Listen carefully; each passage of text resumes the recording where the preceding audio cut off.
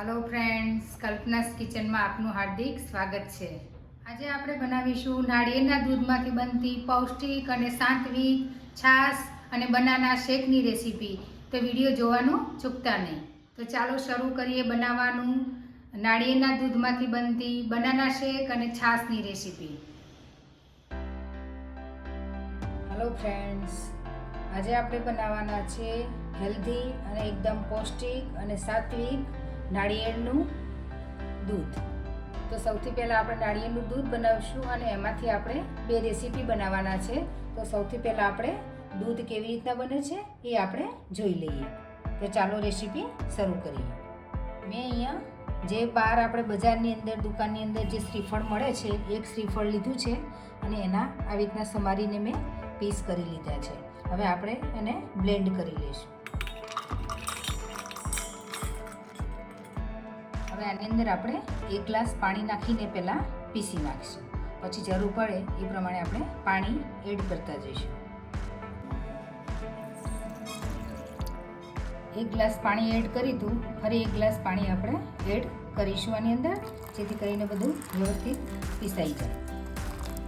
હવે આપણે 2 ગ્લાસ પાણી નાખી અને પીસી નાખ્યું છે। હવે એક વખત એને આપણે ગાળી લઈશું અને ત્યારબાદ ફરી પાછું એને જ પીસી નાખીશું પાછું, એટલે પાછું દૂધ છે એ નીકળી જાય। મારી પાસે આ ગળણું છે, એ ગળણાથી ગાળી લેશું। તમારી પાસે કોઈ બી ગળણું હોય એનાથી તમે ગાળી શકો છો।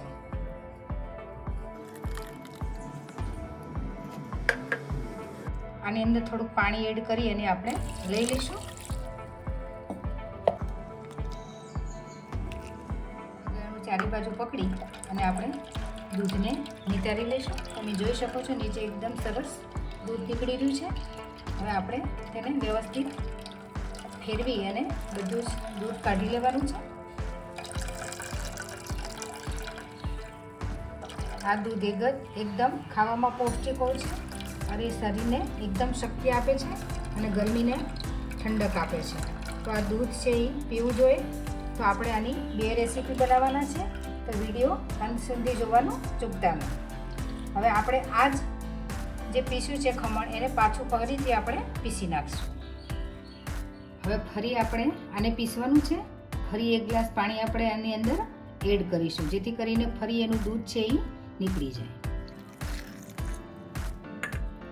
ફરી આપણે 1 ગ્લાસ પાણી એડ કરીશું, એટલે ટોટલ 4.5 ગ્લાસ પાણી મેં એક શ્રીફળની અંદર એડ કરેલું છે। તમારી પાસે કેવડા મોટા ગ્લાસ છે એ પ્રમાણે તમે એડ કરી શકો છો। બાકી તમારે મોટો ગ્લાસ હોય તો એ પ્રમાણે લેવું અને નાનો ગ્લાસ હોય તો એ પ્રમાણે લેવું। બાકી છાશ તમારે બનાવવાની હોય અથવા દૂધ બનાવવાનું હોય તો કેટલી જાડી બનાવી છે એ પ્રમાણે તમારે પાણી એડ કરવું। હવે જે આ નાળિયેરનું ખમણ હતું એ ફરીથી આપણે પીસી નાખ્યું છે અને એનું દૂધ નીકળી ગયું છે। હવે ફરીથી આપણે એને ગાળી લઈશું।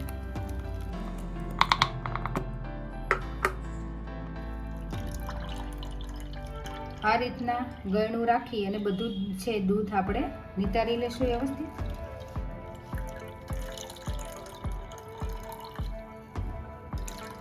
આ ગળણું છે એ સિટીની અંદર જાઓ તમે તો કોઈ બી સ્ટોરની અંદર કે પતંજલિ સ્ટોરની અંદર પણ આવું રેડી મળતું હોય છે, તો તમે લઈ શકો છો। અથવા તો સારું કાપડ હોય પતલું તો એનાથી પણ તમે આ ગાળી શકો છો, એટલે અંદર જે રેસા છે એ નીકળી જશે બધા।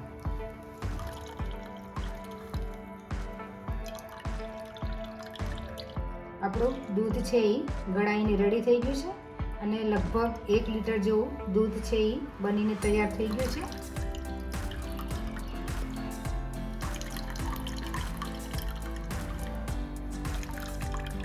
આપણી પાસે કોપરાનું આ ખમણ વધ્યું છે, જે દૂધ આપણે કાઢી લીધું હતું, એની અંદર તમે ઇન્સ્ટન્ટ લાડુ પણ બનાવી શકો છો।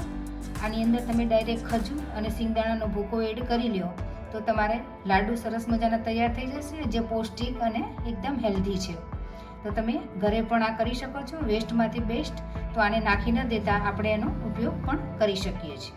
જો તમને ટાઈમ ન હોય બનાવવાનો તો આ તમારા ઘરે કુંડા હોય તો તમે કોઈ બી પ્લાન્ટની અંદર પણ આ થોડું થોડું એડ કરી શકો છો, તો એક ખાતર તરીકે પણ તમને ઉપયોગી થશે અને ઝાડ પણ ખૂબ જ સરસ થશે। આપણે જે બે રેસીપી બનાવવાના હતા આની, પહેલી તો આપણે આ નાળિયેરના દૂધની છાશ બનાવવાના છે તો એમાં શું શું સામગ્રી જોઈએ એ પહેલાં આપણે જોઈ લઈએ. તો દૂધમાં કે આપણે આ 1 કપ ભરીને આપણે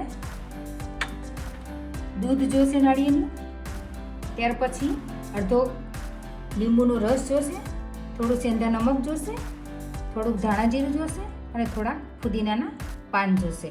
આટલું આપણે મિક્સ કરી અને પહેલાં આપણે છાશ બનાવશું. આપણે નાળિયેરના દૂધની છાશ બનાવવા માટે આપણે આ 1 કપ ભરીને દૂધ લેવાના છીએ. તો આપણે લઈ લઈએ પહેલાં 1 કપ. તમે જેટલી છાશ બનાવવાના હોય એ પ્રમાણે તમે દૂધ લઈ શકો છો. આ 1 ગ્લાસ માટે મેં લીધું છે પ્રિપરેશન, તો 1 કપ આપણે એડ કરીશું. ફુદીનાના પાન લીધા છે એ એડ કરી દઈશું એની અંદર. તમે ટેસ્ટ પ્રમાણે વધુ ઓછા કરી શકો છો. થોડું કેવું મેં મીઠું લીધું છે એ પણ તમે તમારા સ્વાદ મુજબ લઈ શકો છો. મેં ધાણા જીરું પાવડર લીધો છે એ પણ તમારા સ્વાદ મુજબ તમે લઈ શકો છો.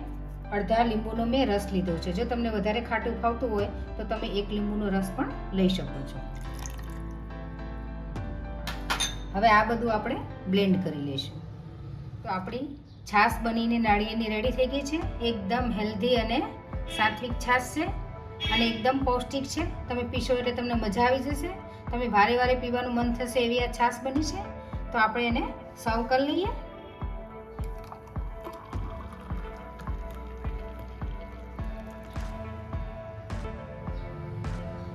તો તૈયાર છે આપણી હેલ્ધી અને પૌષ્ટિક નારિયેળની છાશ.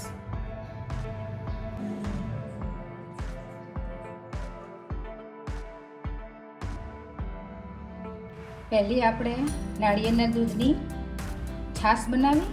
હવે બીજી રેસીપી આપણે બનાવવાના છે એ છે બનાના શેક. તો એની સામગ્રી આપણે પહેલાં જોઈ લઈએ.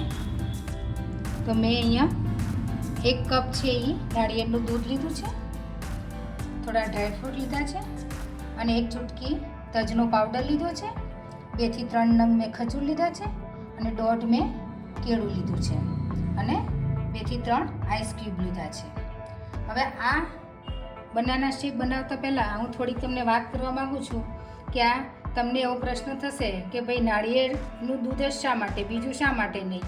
તો નાળિયેરનું જે દૂધ છે એ ન્યુટ્રિયન્ટની વેલ્યુ છે એ ખૂબ જ ઊંચી છે કે એની ન્યુટ્રિયન્ટ વેલ્યુ એટલી બધી છે કે માનું દૂધ છે એના જેટલી જ એની વેલ્યુ છે. જેને લીવરનો ખાસ પ્રોબ્લેમ હોય, કિડનીનો ખાસ પ્રોબ્લેમ હોય એના માટે આ બેસ્ટ ઓપ્શન છે. બાળકોને તમે જે ઓલું દૂધ આપતા હોય સાદું દૂધ એના કરતાં ધી બેસ્ટ કે તમે આ દૂધ આપો તો એની ન્યુટ્રિયન્ટ વેલ્યુ છે એ વધી જશે.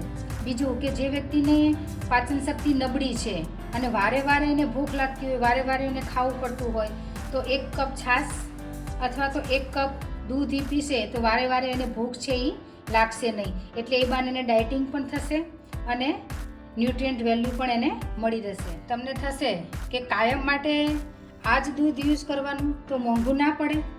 તો તમને પ્રશ્ન થતો હશે તો હું સમજાવી દઉં કે શ્રીફળ આપણે બજારની અંદર લેવા જઈએ છીએ તો લગભગ 35 થી 40 રૂપિયાનું આવે છે. તો એક શ્રીફળની અંદરથી આપણે 1 લીટર દૂધ બનાવી શકીએ છીએ. તો તમે વિચારો કે 40 થી 80ની અંદર બધા જ દૂધ બહારથી મળે છે અને એમાં આપણને કોઈ ગેરંટી નથી કે આ દૂધ સારું છે. અને આમાં ઘરે આપણે બનાવેલું દૂધ 100% પ્યોર છે. શા માટે? કારણ કે દરેક પ્રસંગની અંદર સારા યા નરસા દરેક પ્રસંગની અંદર આપણી સંસ્કૃતિ આપણા ઋષિમુનિઓ સમજાવી ગયા છે કે શ્રીફળનો ઉપયોગ કરવો જોઈએ. એ બાને શ્રીફળ આપણે ખાઈ શકીએ છીએ અને એટલા માટે જ એની ન્યુટ્રિયન્ટ વેલ્યુ વધારે છે. જો આપણે એને સમજીએ અને આપણા જીવનની અંદર આ દૂધ અથવા તો એની છાશ બનાવી અથવા તો એની રેસીપી આપણે બનાવીને ખાઈએ તો એની ન્યુટ્રિયન્ટ વેલ્યુ વધી જશે અને રોગથી આપણે દૂર રહી શકશું. બનાના શેક બનાવતા પહેલાં આપણે એની અંદર કેટલું બનાના શેક બનાવવાનું છે એ પ્રમાણે આપણે દૂધ લઈશું. તો મેં અહીંયા 1 કપ દૂધ લીધું છે અને મેં 1.5 કેળું લીધું છે. જો મારી પાસે બહુ જ મોટા કેળા હતા એટલે મેં 1.5 લીધા છે. જો તમારી પાસે નાના હોય તો તમે 2 લઈ શકો છો, મોટા હોય તો તમે 1 લઈ શકો. મેં 1.5 કેળા અંદર એડ કરવાની છું એટલે મેં 1.5 કેળું લીધું છે. હવે 2 થી 3 આપણે ખજૂરની પેસી નાખીશું. તમે સાકર અથવા સુગર પણ નાખી શકો છો, પણ બેસ્ટ ઓપ્શન એ છે કે તમે ખજૂર નાખો. તો તમે કોઈ ડાયાબિટીસનું પેશન્ટ હોય એને પણ તમે આપી શકો છો અને ન હોય તો તમે સાકર એડ કરી શકો છો. 1 ચૂટકી મેં તજનો પાવડર લીધો છે, એ આપણે એડ કરીશું. અને 2 થી 3 મેં આઈસ ક્યુબ લીધા છે, જેથી કરીને એ ઠંડુ રહે એટલા માટે આપણે એડ કરી દઈશું. હવે આ બધું આપણે બ્લેન્ડ કરી દઈશું. હવે આપણો બનાના શેક એકદમ રેડી છે, તો આપણે એને સર્વ કરી લઈશું ગ્લાસની અંદર. હવે એને આપણે ડ્રાયફ્રૂટથી સર્વ કરી લઈશું અને સજાવી દઈશું, જેથી કરીને ટેસ્ટ 100 ગણો છે એ વધી જાય. એક વખત તમે આ બાળકોને આપશો તો બાળકો આખો ગ્લાસ છે ચટ કરી જશે અને તમને વારંવાર માગશે. અને આની ન્યુટ્રિયન્ટ વેલ્યુ પણ વધારે છે, એટલે બાળકો માટે પણ ખૂબ હેલ્ધી છે. તો તમે બાળકોને જરૂરથી પીવડાવશો. અને જો તમે મારા ચેનલ ઉપર નવા હો તો મારી ચેનલને સબસ્ક્રાઈબ જરૂરથી કરજો ફ્રેન્ડ્સ, જેથી કરીને આવનાર નવા વિડીયો તમને નોટિફિકેશન તમને સૌથી પહેલાં જોવા મળે. હવે આપણે અગાઉ છાશ પણ બનાવી હતી પહેલી, એ છાશ પણ આપણે મૂકી દઈશું. તો આ બંને જે રેસીપી છે એ આપણે નાળિયેરના દૂધમાંથી બનાવેલી છે. તમે પણ ઘરે આવી રીતના દૂધ કાઢી અને બંને રેસીપી બનાવી શકો છો. આમાં ઘણી બધી રેસીપી બને છે. મેં આ 2 રેસીપી મૂકી છે. તમે ટ્રાય ચોક્કસ કરજો ફ્રેન્ડ્સ, અને મને કોમેન્ટ કરીને જરૂરથી જણાવજો કે આ તમને રેસીપી કેવી લાગી, હેલ્ધી છે કે કેમ, તો મને જરૂરથી જણાવશો. તો મળીએ આવતા વિડીયોમાં. ત્યાં સુધી બધા જ ફ્રેન્ડને જય શ્રી કૃષ્ણ.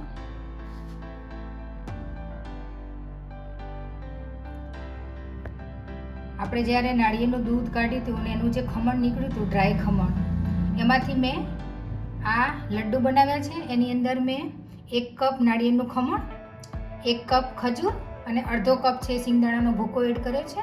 આ રેસીપીમાં નથી આવતું, પણ તમે જ્યારે નાળિયેરનું દૂધ કાઢો અને આ ખમણ વધે તો તમે આનો વેસ્ટમાંથી બેસ્ટ પણ બનાવી શકો છો. આ તો રેસીપીમાં આવતું નથી, પણ મેં તમને જસ્ટ બતાવ્યું કે તમે આ કરી શકો છો. Thank you. જો તમને મારી રેસીપી સારી લાગે તો મારી ચેનલને લાઈક, શેર અને સબસ્ક્રાઈબ કરવાનું ભૂલતા નહીં. Thank you.